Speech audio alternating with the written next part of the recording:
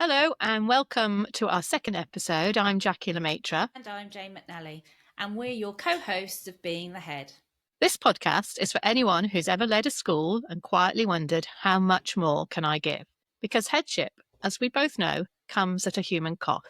We've both lived it, and now we work along school leaders across the country who are carrying huge responsibilities, often with very little support. So this podcast is here to create a space for truth, connection, and practical help. It's time to talk openly about what it really means to be the head of a school and how to survive it with your well-being and integrity intact.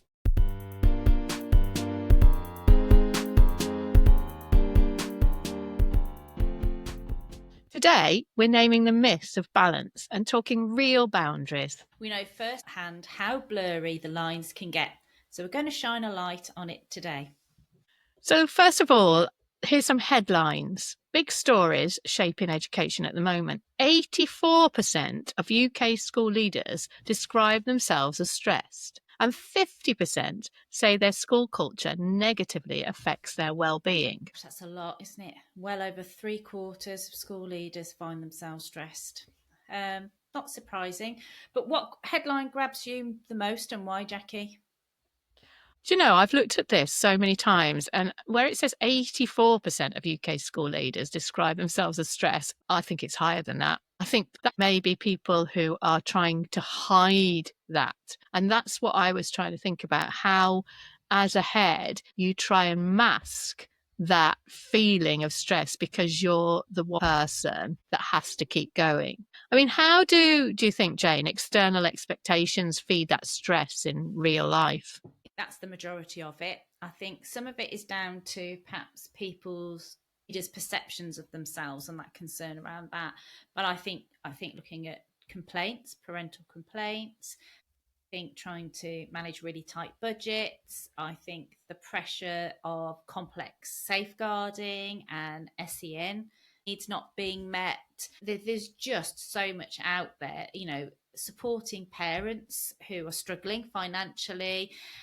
There's so much that school leaders and schools themselves are being expected to pick up that ways, and it's really stressful because those are the things I think that keep you up at night, and certainly kept me up at night. Was, oh my goodness, how can I help that family who can't afford the bills and the heating, and what about that family who's really suffering with stick violence? Kind of do, because you're just stuck within a system and processes that you've got real no power over, I think. Do you think that's got worse over the years in your experience from when you started Headship to now? Do you think that I think those so. problems, there are more problems Yeah, I think that are left at school leaders' door? I think it's accelerated since COVID. I think that has accelerated a lot of the issues that were there sort of under the surface. I think the financial constraints that the economy in itself, everybody's having to really cut back and cut services down. Actually, it's the children and the families that we're there to serve, I think, are paying the price. I think also there is a significant rise in the number of really young children in reception and year one, who are coming through with really complex needs. Under the systems that we're working at, you have to gather so many terms of evidence of interventions that have failed before you can even start going down, getting an EHCP. And where EHCPs, because of funding, were so much easy, but they were seems to be easier to have obtained years ago. You've got real complex children with great needs in schools that we can't actually get the appropriate support. And then I think you've also got the recruitment issue. In certain areas of the country, recruiting even TAs and teachers is really, really difficult. One of the schools I was supporting recently, they had a teacher's position advertised for 2.5 years. 2.5 Wow. years where they had to use supply because they weren't able to they weren't getting the caliber of applicants through, and in some cases some of the recruitment advertisements they put out, they didn't actually get anybody at all.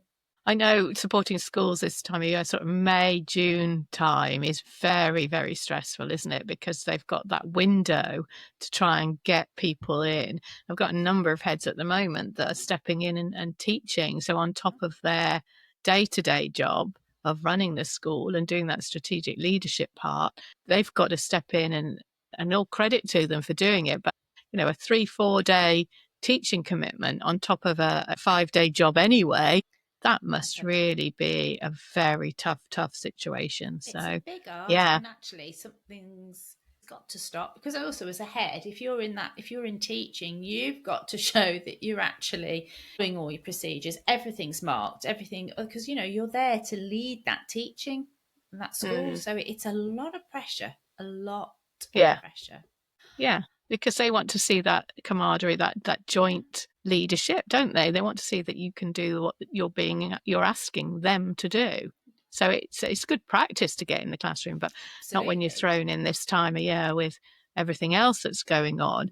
The sports days and the parents' evenings and the And the reports and transition yeah. meetings and training and planning for next year. It's a lot. I mean, years and years and years and years ago, I think when I first started teaching, a term, you were slowing down. You were slowly sort of slowing down towards the end of the term.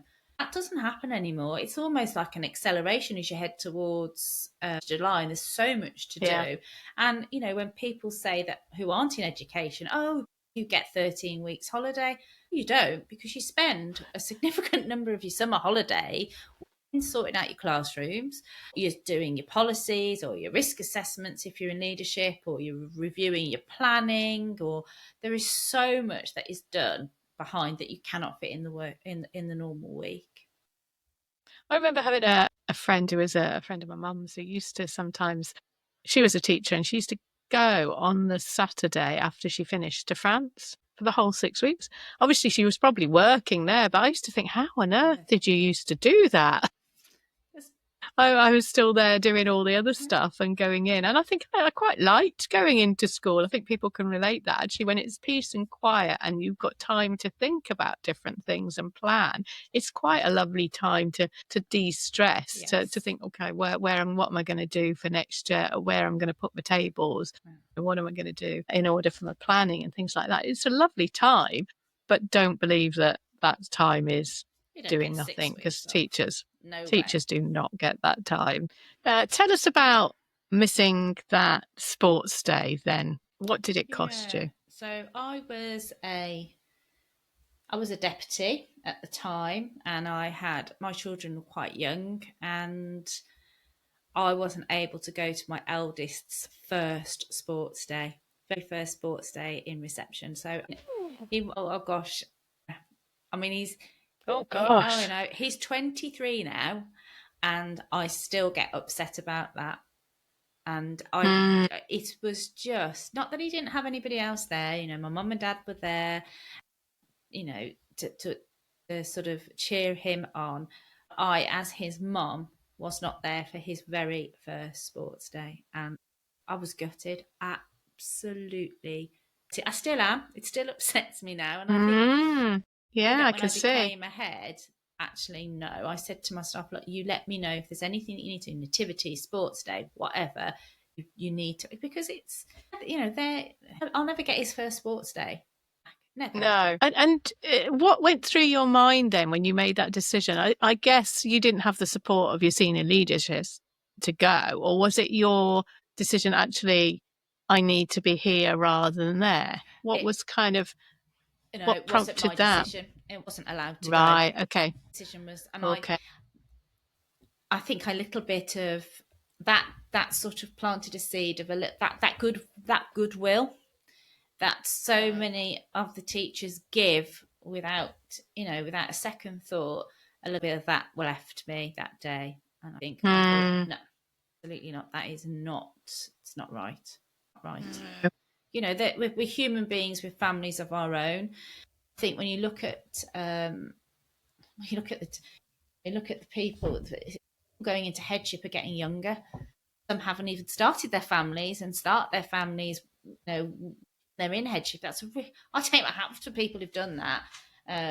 because it's not easy. But that for me will never, that'll not leave me. As I say, he's 23 at the moment, and if I ask him, he probably can't even remember that I wasn't there, but I remember. Yeah, that's the bit, isn't it? Yeah. They won't remember, but you do. You carry that, really. You It's carry mother's that. guilt, Yeah. isn't it? Yeah, definitely. Okay, so where's the line between duty and self-betrayal then, Jacqui? What do you think about that one? A nice meaty question. It is a really meaty cut. The line between duty and self-betrayal. I mean, I wrote a piece about this for LinkedIn a while back around setting boundaries. Can you ever really set boundaries in education? And I think you can, but you have to be very, very strict on what you're doing. And I had that, I don't know if I've said this before, but I had that very strict ruling that actually for me, my tipping point is, well, it's my washing machines and my nails, but take those aside. I've got to have 2 washing machines, one's for my darks and one's for my whites. Got to have my nails done so I can't touch the telephone. But the other thing was for me, is setting a boundary around actually, I need to be fit to do this job. So what keeps me fit? What keeps me mentally and physically fit? I'm a lot better at it now. I think do a lot more things that help me keep the mental side. I was always fixated because I was sports background. I was always fixated about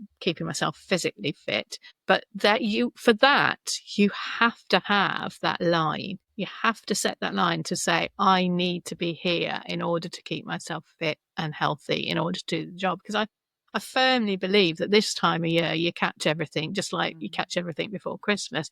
So, you've got to keep yourself fit and healthy with your nutrition as well as that, as well as your exercise in order to keep that. But you've got to have a very understanding group of governors, I think, because we're hardwired to achieve. We're hardwired to succeed for the children in our schools, but we neglect ourselves. So if you've got somebody who goes, yeah, you need to do that. And I was very lucky. Was I lucky? Yeah, I was very lucky, but I don't know whether that was luck or something different. But I had some really cracking chairs of governors who really thought about me as a person. And that was brilliant. They really did. So I was able to access coaching and mentoring and all sorts of different things, and also had agreements about exercise. So I was able to negotiate that and not winging it, because I've seen quite a lot of people who then take advantage of that. No, this is like one evening a week I had a boundary on my exercise.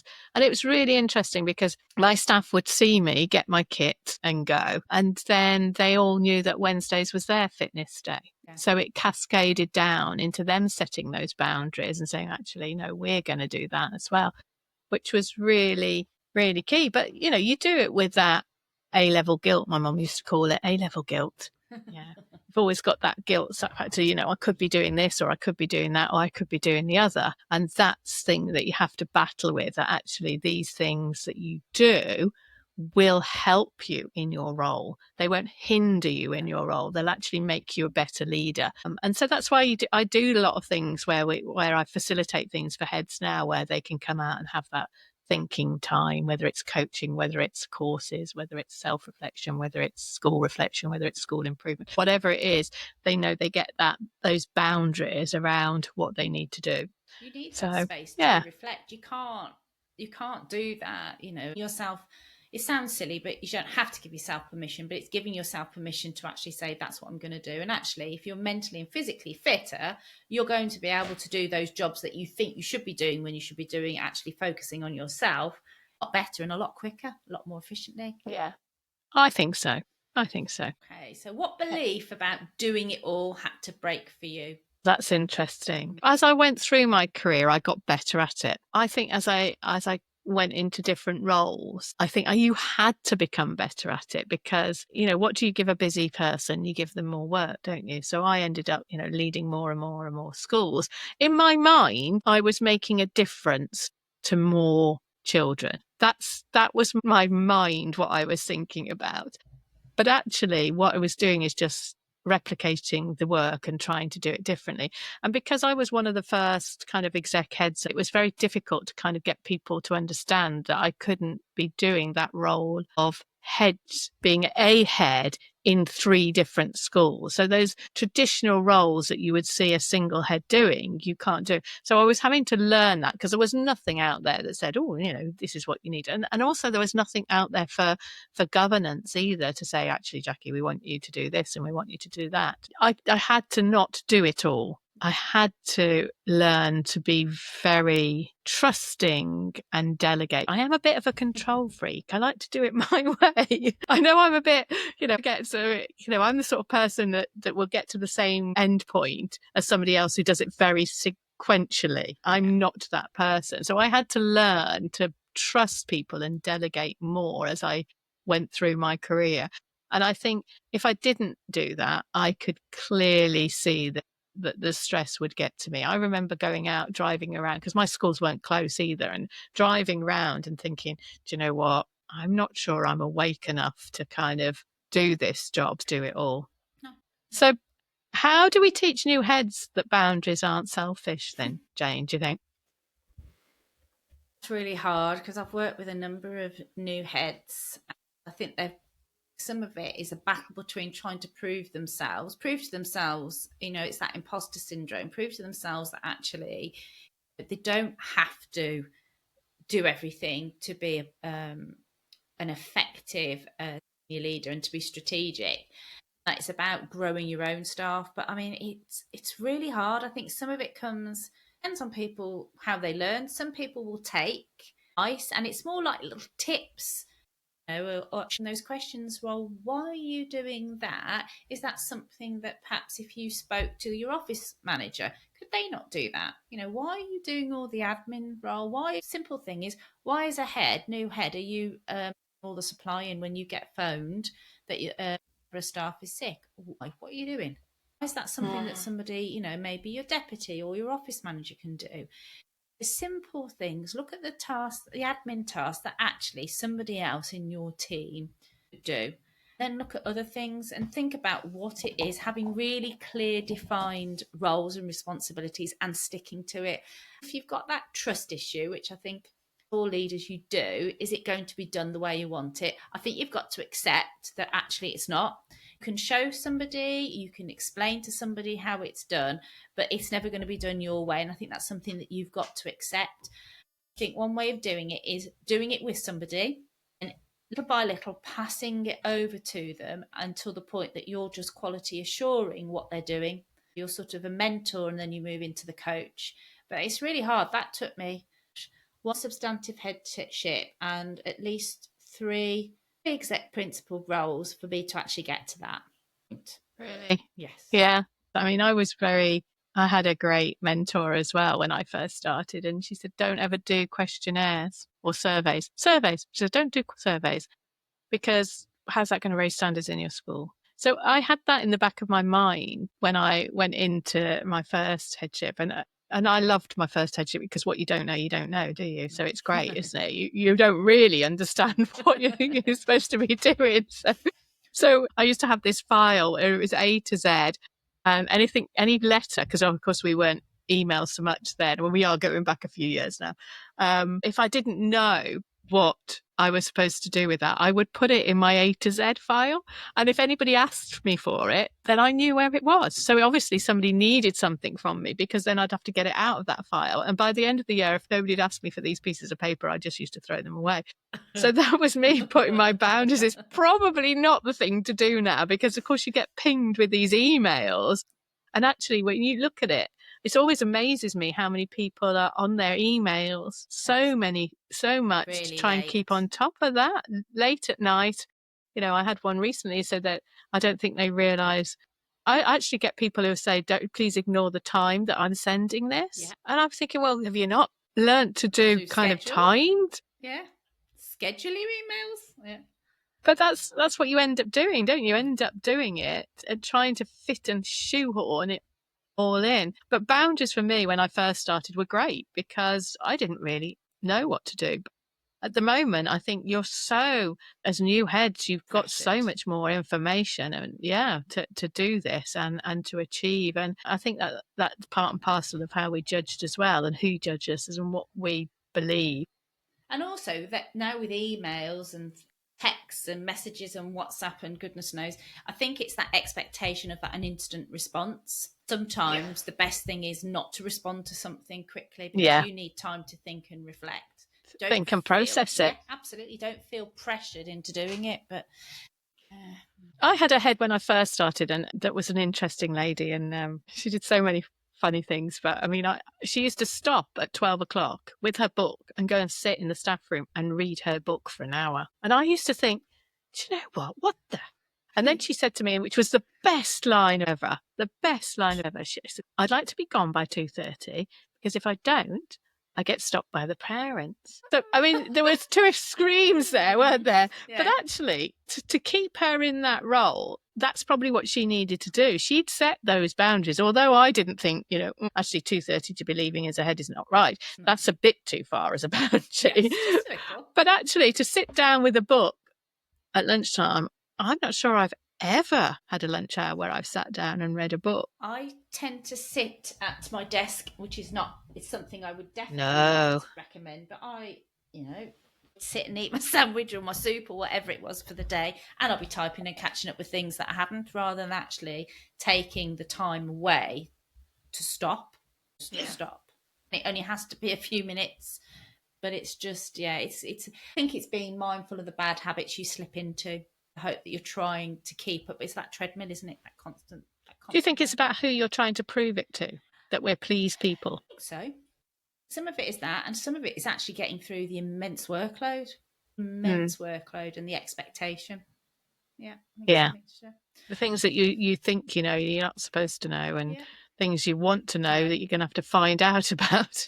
Loads, isn't it? Okay, so moving on. Question of the week, ask the head. So a question that's come up recently is, how do you switch off when the job is 24/7? Okay, Jacqui, so what is your shutdown ritual?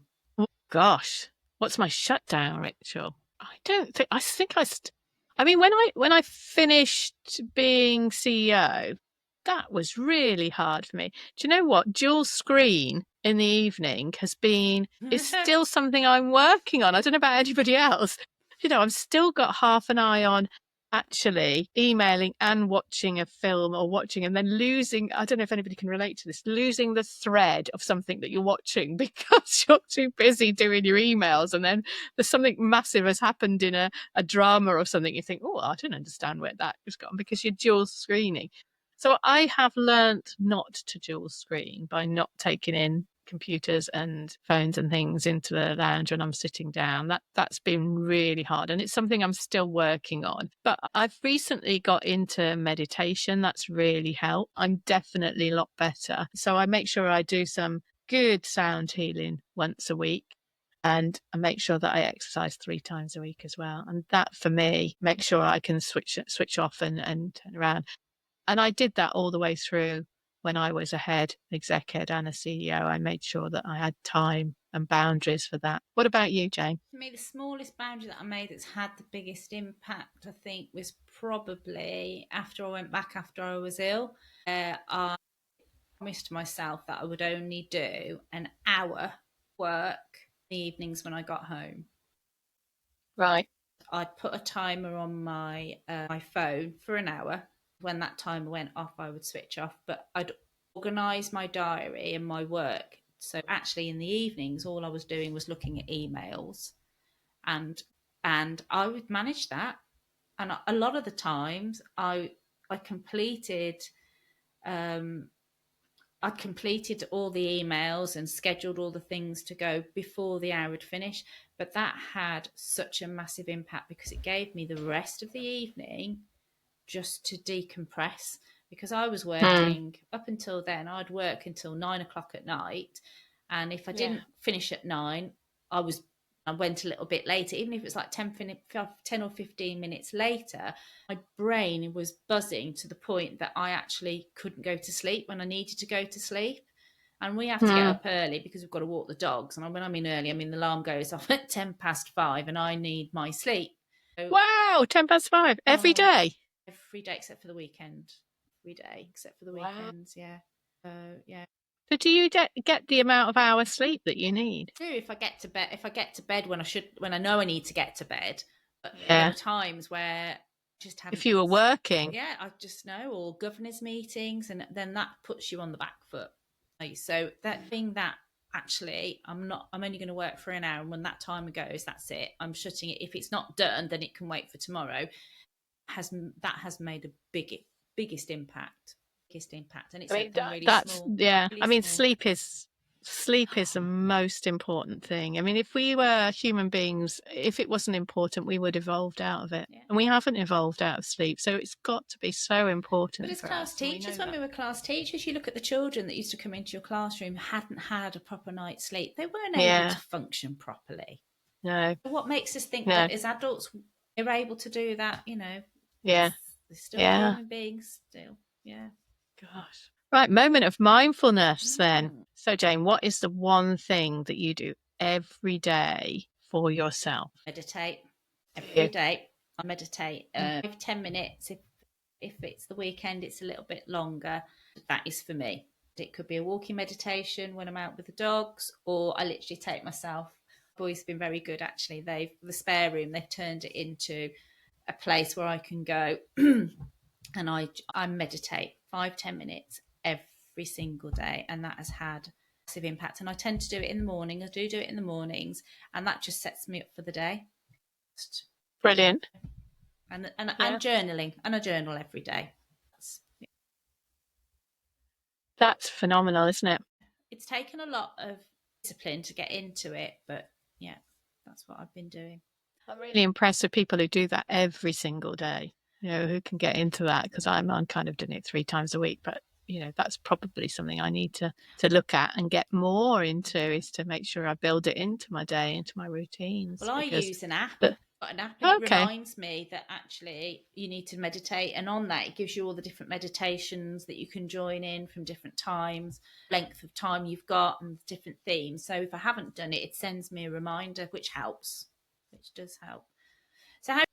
perhaps we can put the link to the app in the comment Absolutely, section. yeah, we Yeah, will. the Yeah, one that you use, that yeah, would be great, yeah. Jen. How do you remind yourself that you're not your inbox, Jacqui? Oh, that's a hard one, isn't it? How do I remind myself I'm not my inbox? I think I've got a nice balance because of what I do. So I'm like Simon Cowell. I don't work Fridays.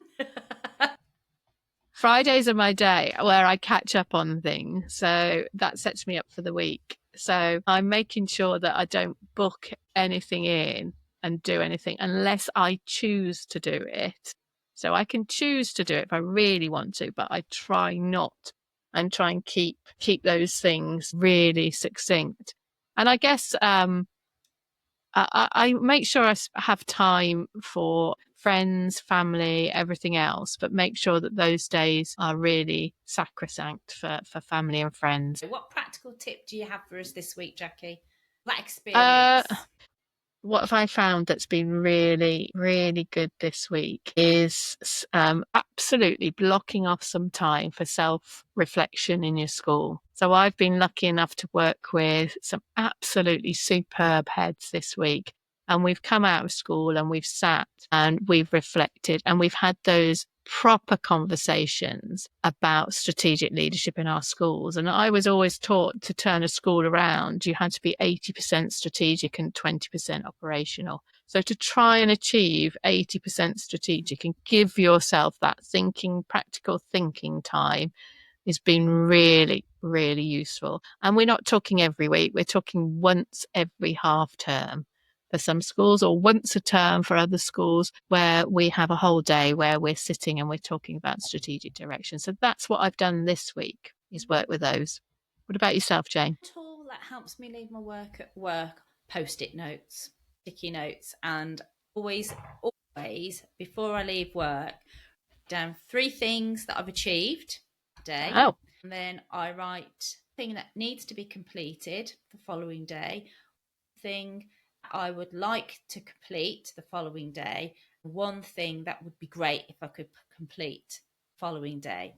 And that's stuck in my diary. So I know I've sort of temporarily planned things that I've got to do, but it's flexible. Right. So you do that, because I'd do that mentally, but you would I write it. physically write that Oh yeah, down. got Wow. So nice that, little sticky note strips in different colours. I'm I have a sure you have. You're very good at those. amber and green, and because they're different colours, don't get the one I'd like to achieve. I just flip it to the next day.